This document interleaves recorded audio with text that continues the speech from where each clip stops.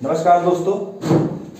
तो अभी जो आपके सामने नया मौजूद मामला आया है पीआरटी में, जो कोर्ट में आया है निर्णय, जिसको आप पढ़ भी पा रहे हैं, उसके संबंध में आपको सही जानकारी या सही तथ्य शायद आप तक नहीं पहुंच पा रहे हैं, क्योंकि जो भी उस जानकारी को अवेलेबल कर रहा है उसके पास ना तो पूरे तथ्य हैं और वो अपने अंदाज में, अपने फेवर में उन तथ्यों को झुकाने की तरफ लगा है।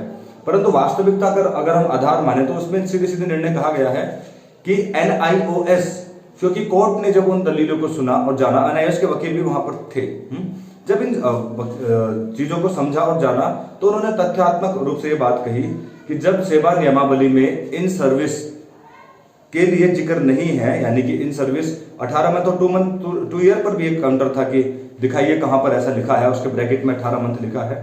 तो कोर्ट में इन दलीलों को, सबसे पहली दलील जो रिजेक्ट हुई थी, या रिजेक्ट नहीं कहेंगे, या कोर्ट ने नहीं माना, वो यही थी कि सिर्फ एक शिक्षा सचिव के आदेश के आधार पर नियमावली को चैलेंज नहीं किया जा सकता। सीधे संकेत ये था कि शासनादेश के आधार पर इस नियमावली में किसी को भी अपॉइंट नहीं किया जा सकता जब तक कि नियमावली में कोई जिक्र ना हो।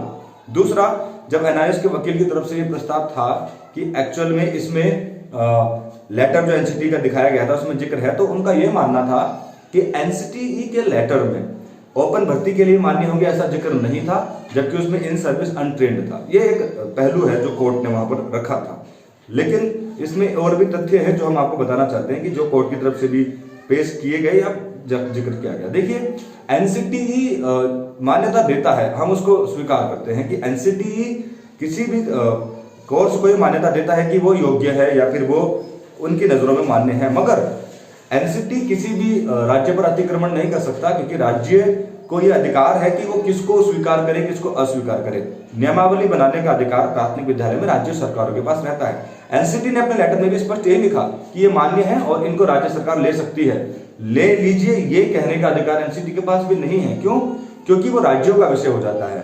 हाँ, NCTE ने अपना ये स्पष्ट मत दिया कि ये योग्य हैं, आप चाहे तो इन्हें ले सकते हैं, मगर राज्य सरकार नियमावली में उसको उल्लेखित करे, ऐसा कोर्ट ने भी माना। फिर शिक्षा सचिव से भी 3 हफ्ते के अंदर ये स्पष्टीकरण मांगा है कि जब सेवा नियमावली में इनका आधार नहीं था और इस लेटर में कहीं इस तरह का उल्लेख नहीं है कि ओपन भर्ती में जाएं, तो ये आदेश किस आधार पर है, और इसका जवाब अब जाएगा। तब तक के लिए सिर्फ सिलेक्शन प्रोसेस पर स्टे लगाया गया है, विज्ञापन पर कोई स्टे नहीं लगा है। विज्ञापन पर काम चलता रहेगा, डाटा फीडिंग का काम चलता रहेगा, उसमें कोई दिक्कत नहीं है। और वैसे भी मार्च तक किसी के सिलेक्शन नहीं होना था, कैलेंडर के मुताबिक जून में होना था, और तय समय के अनुसार ही ये कार्यक्रम पूरा होगा। हाँ, 1 तारीख को, क्योंकि 3 हफ्ते के काउंटर के बाद जब जवाब आएगा तो 1 तारीख को एक निर्णय आ जाएगा। इसमें ये बात बिल्कुल बेशक सही भी है कि NIOS की तरफ से यहाँ पर वकील थे, और NIOS अगर ये कहता है कि अभी उनका जो स्पष्टीकरण है वो जाएगा, तो फिलहाल तो इसमें कोर्ट ने मना किया है कि NIOS की तरफ से अभी कोई इंटरफेयर इसमें नहीं होगा, वो पार्टी नहीं बन सकती। क्यों? क्योंकि ये स्पष्टीकरण शिक्षा सचिव साहब से माना गया है। अभी अतिक्रमण जब उनके हनन अधिकारों पर जाएगा तो वो अपना पक्ष रख सकते हैं, मगर फिलहाल कोर्ट की बातें सुनने के बाद ऐसा प्रतीत नहीं होता, क्योंकि कोर्ट ने भी उन चीजों को अनुभव किया जो उस लेटर में था, NCTE के लेटर में था। मैंने स्पष्ट कर दिया आपको, NCTE मान्यता दे सकता है, हम मान्यता पर कहते भी हैं कि मान्य है वो, मगर उनको लेना या ना लेना ये राज्य सरकारों पर छोड़ा है। कोई भी NCTE अगर सीधे मान्यता देने के बाद ये कहने लगे कि इनको ले लीजिएगा, तो वो फिर राज्य सरकारों के अधिकारों के साथ तो फिर आप एक खिलवाड़ हो जाएगा ना। राज्य सरकार विवश नहीं होगी उन चीजों के लिए, वो उसके अधिकार क्षेत्र में आता है। जो राज्य के प्राथमिक विद्यालयों में अध्यापकों की नियुक्ति है वो राज्य सरकार अपने हिसाब से तय करती है। अब उसके लिए किसी भी प्रकार की मान्यता आएंगी वो उस पर खुद पहल करेंगे यहाँ पर, लेकिन राज्य सरकार के आधार पर हम इस बात को कह सकते हैं कि अब स्पष्टीकरण के बाद क्या निर्णय आता है ये आपको बाद में ही पता चलेगा।